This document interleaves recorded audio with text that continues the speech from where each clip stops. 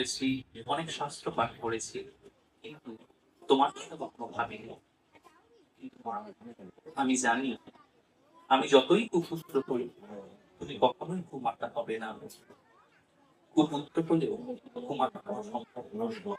তাই আমি তোমার নাম গান স্তব স্তুতি না করলে তুমি আমার প্রতি তোমার অভয় দৃষ্টি সর্বদা স্থির থাকবে।